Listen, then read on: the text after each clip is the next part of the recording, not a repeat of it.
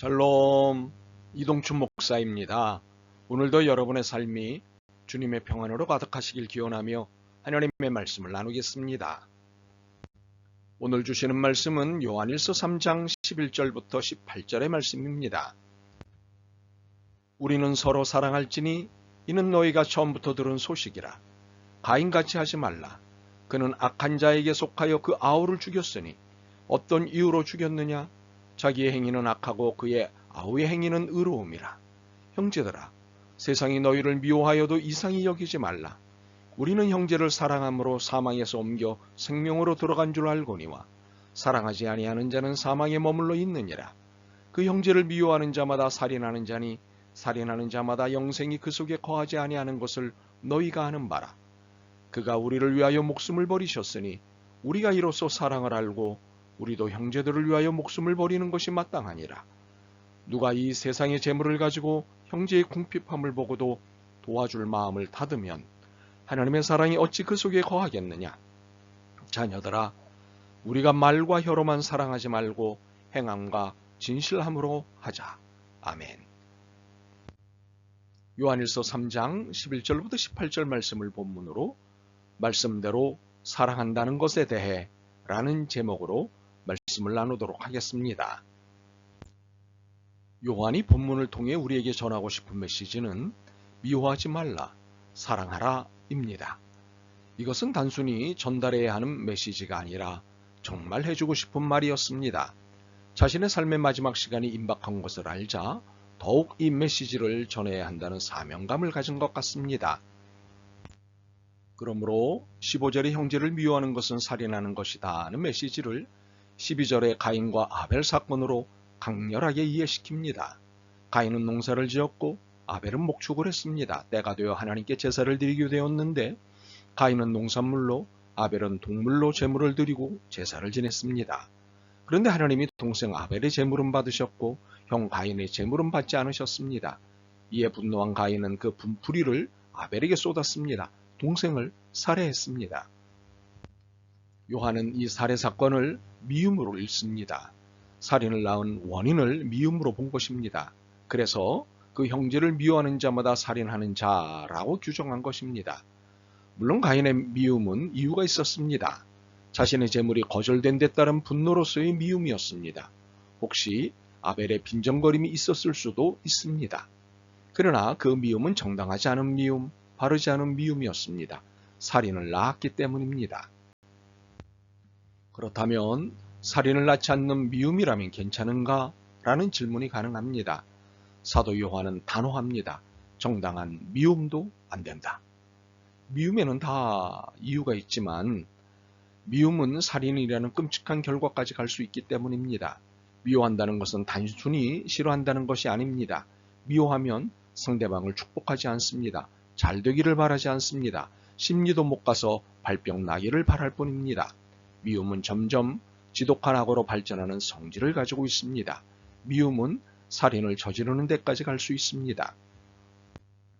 혹시 육체적인 살인만을 두고 말한다고 생각하지 않았으면 좋겠습니다. 성경은 정신적인 살인도 같은 살인의 범주에 놓고 있습니다. 성경은 정신과 육체를 분리하지 않기 때문입니다. 그래서 마음으로 지은 죄에 대해서도 엄격히 다루십니다. 현대 심리학은 인격살인이라는 말을 찾아냈습니다. 개인의 인격이 다치는 것도 육체가 다치는 것 못지않게 아프다는 것을 알았습니다. 이러한 발견으로 현대법은 정신적 피해를 중요하게 다루고 있습니다. 고소장에서 정신적 피해 보상이라는 말을 만나는 것이 어렵지 않습니다. 이미 성경은 육체와 정신, 육체와 마음을 별개로 다루어서는 안 된다는 사실을 일러주고 있습니다. 그래서 미움으로 일어나는 살인은 육체적 살인만을 의미하지 않습니다.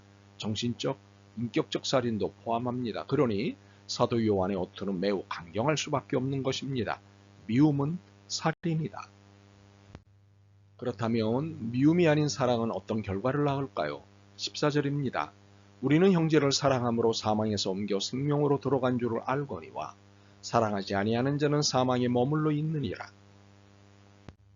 14절은 형제를 사랑하는 사람의 상태와 사랑의 결과를 말하고 있습니다. 사랑이 생명과 사망의 깊은 연결성을 갖고 있음을 설명합니다.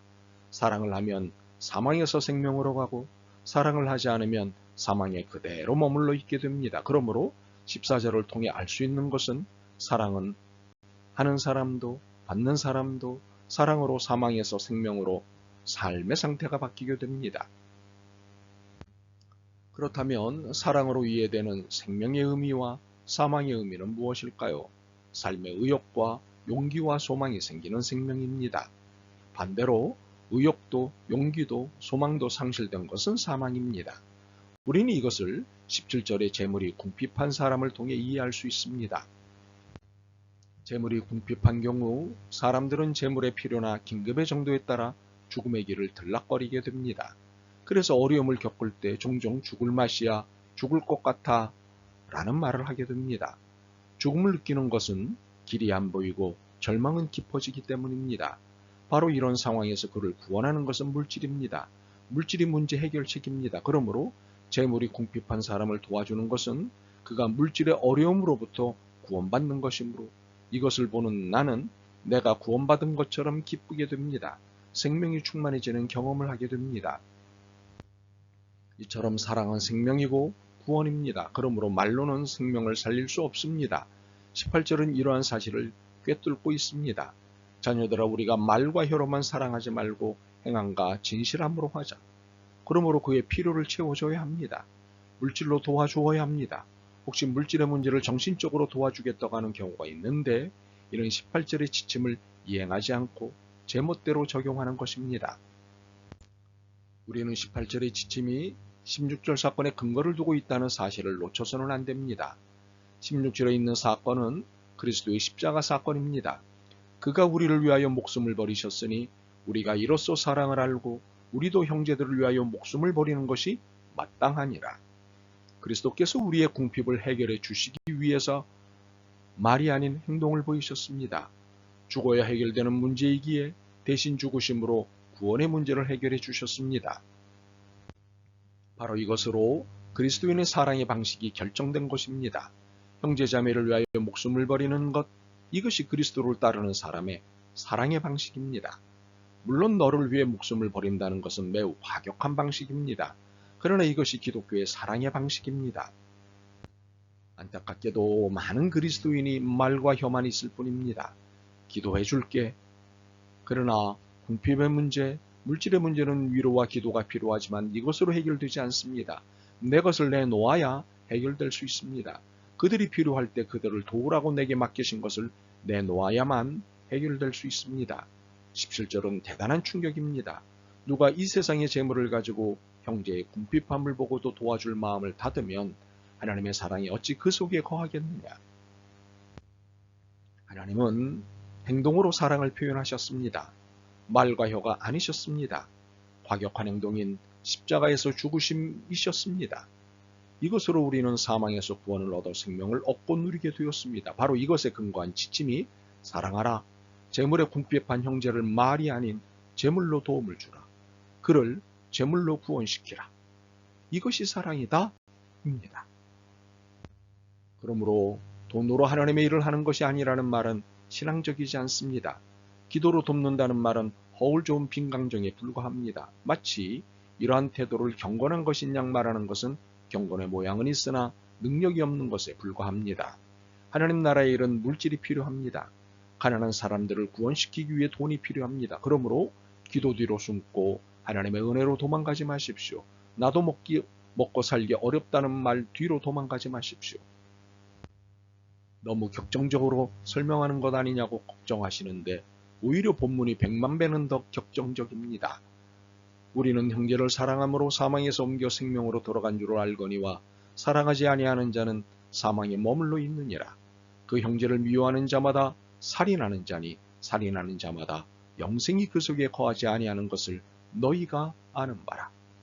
말씀대로 물질로 표현하고 사랑하십시오. 하나님의 나라는 말과 혀만 있는 나라가 아닙니다. 대속의 나라입니다. 아멘. 주님, 미움은 살인이고 사랑은 생명이라는 말씀 앞에 몸과 마음이 밀랍처럼 녹아내립니다. 진정한 사랑의 행위자로 이웃의 궁핍함을 해결해주는 실천자로 살게 믿음과 용기를 주옵소서. 예수 그리스도의 이름으로 기도드립니다. 아멘. 오늘도 여러분의 믿음과 삶을 응원합니다. 사랑합니다.